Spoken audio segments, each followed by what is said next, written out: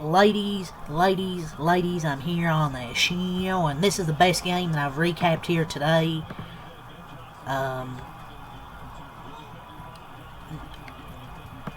No words for the ending of that game. Number 19, Texas Tech, comes back from 17 down to beat number 3, Duke, 82-81, and hand Duke their first loss of the season. What an ending to this game, man. Texas Tech trailed by as many as 17 in this game. Early in the second half, they outscored Duke 46-35 in the second half. They had a free throw to win it. What a win for Texas Tech. Just resilience.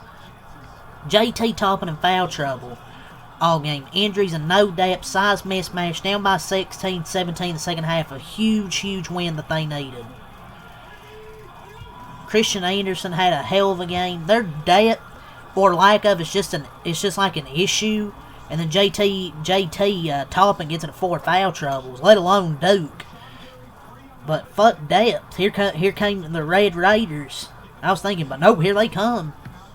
But this motherfucker, Christian Anderson, was phenomenal in the second half. He scored or assisted on 25 of their 31 points. Of their final 31 points of the game, man. They were Christian Anderson was absolutely phenomenal. These games, you don't forget because of how electric that was, because of how back and forth that was, but it was such an electric game. But just what a win for Texas Tech. Talk about resilience. JT Toppin in foul trouble all game. He still had 19 points and 10 rebounds, but he was in foul trouble all game. Injuries, no depth, size mismatch, down by 16 in the second half. What a win. This is a big win for the Red Raiders. Just a team of gritty dogs that are built for the big moments. Christian Anderson, JT Toppin, Lawan Watts, who played great as well with 20 points. Especially in postseason format in March. Texas Tech's roster isn't deep. Like I've obviously said that. They aren't. Their roster isn't deep, but I feel like they're built for the big moment. Like they still need another guy. I feel like they need Bam Boy back and need to figure out how to use him. But other than that, I feel like they could compete with what they have. But Duke, do they have really any players who are slightly, like, at least average besides Cam Boozer? Like, I don't even know why does Caleb Foster still start? It's time to start Caden Boozer. He had 13 points tonight in 19 minutes. Caleb Foster played 27 minutes, only had 8. Isaiah Evans, like, I think he's a great three-point shooter, but he's just kind of been inconsistent. Like, Dame Starr hit 3 threes tonight. Blake Brown's kind of that rebounder, like that defensive guy, 5 steals and a block, but like they might need to start Caden Boozer along with Cameron Boozer. So I felt Caden Boozer's good as well. I feel like he's a better option to start than Caleb Foster. That's just my opinion, but whatever. But this dude for Texas Tech, Christian Anderson, 27 points, 5 assists, 3 rebounds, 3 steals, 9 of 14 from the field, 5 of 9 from 3, 4 of 6 at the line. He hit tough shot after tough shot, and one. After they took the lead, what a shot. I don't even know how he got that to go up and even make it and convert the 3-point play.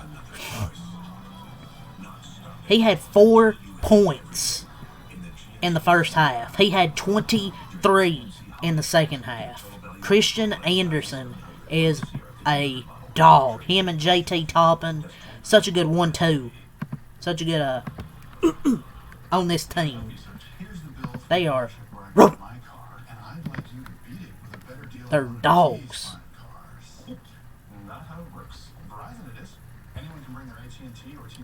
For Duke, it's their first loss of the year. They had a 17-point lead.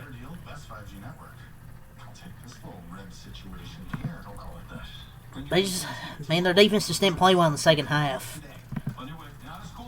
Like in the first half, their defense still didn't really play well. They gave up 36 points, but they were able to get a 10-point lead because JT Toppin was in foul trouble, and they took advantage of that to take a 10-point lead hanging at the break.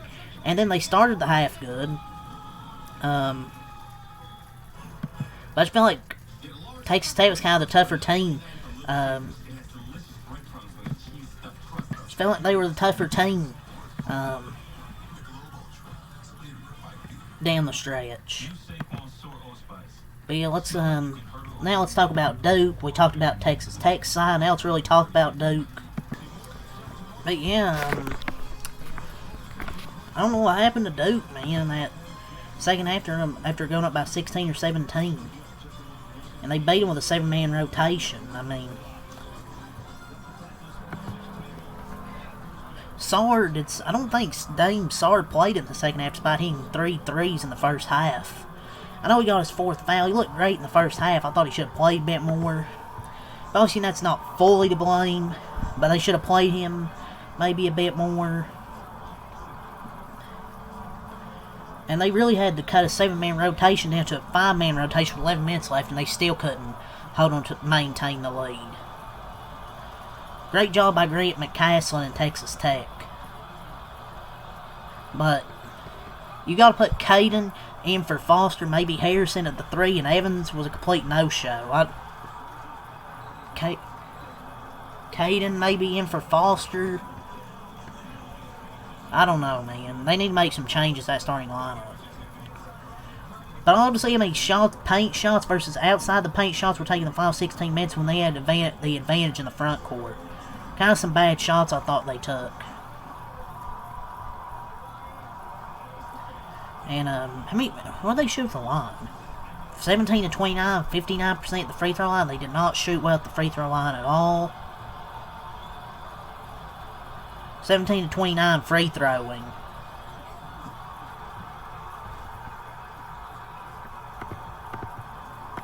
But yeah, it's kind of my thoughts on Duke. I still think they're very good, but I feel like they got a bit too comfortable up by, 16, 17 points. Took some bad shots at times, but credit to Texas Tech for digging down deep and fighting back. But yeah, Texas Tech improves to 9-3 on the season. They had 36 points in the first half, 46 points in the second half, scored 82 points in total.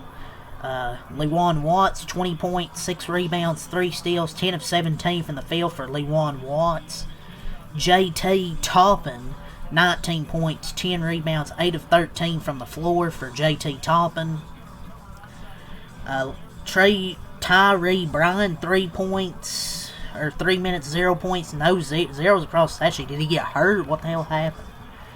Donovan Atwell, 5 points, hit a 3-pointer. Christian Anderson, 27 points, 9 of 14, 5 of 9 from 3, 5 assists, 3 steals, absolutely phenomenal.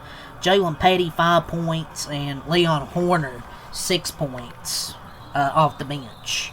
So they shot 55% from the floor, 32% from 3. But yeah, they shot 7 of 22, 32% from 3, 55 from the field, 65 from the free throw line, 11 of 17, 30 rebounds, 9 assists, 11 turnovers, 7 steals, no blocks, 7 offensive rebounds, 23 D-boards, 24 personal fouls. Duke drops to 11-1, had 46 points in the first half, 35 in the second half. Cameron Boozer, 23 points, 7 assists, 8 rebounds, 2 steals, a block, 7 of 11 from the field, 9 of 14 from the line. By far their leading scorer tonight. Caleb Foster, 8 points, 3 for 7, hit 2 threes, but Isaiah Evans, 4 points, 1 of 4. Nicholas Kamina, 8 points, 3 of 8, hit 2 threes. Patrick Ngongba, 4 points, 4 rebounds, 4 assists. But Cameron Boozer's the only player on this team worth a shit. But off the bench, Malik Brown, 7 points, 5 rebounds, 3-4 from the field, 5 steals. Dame Sard, 9 points, hit 3 threes. Caden Boozer, 13 points, 5-8 from the field, hit 2 threes. And Darren Harris, 5 points. Duke shot 52 from the field, 37 from 3, 10 of 27, 59 from the line, 17 of 29. 29 rebounds, 15 assists, 11 turnovers, 8 steals, 2 blocks, 6 O-boards, 23 D-boards, and 16 fouls. But, yeah, man, Texas Tech gets the 82-81 win. So that's all I'm going to say here. Leave a like, comment, subscribe for more. Peace.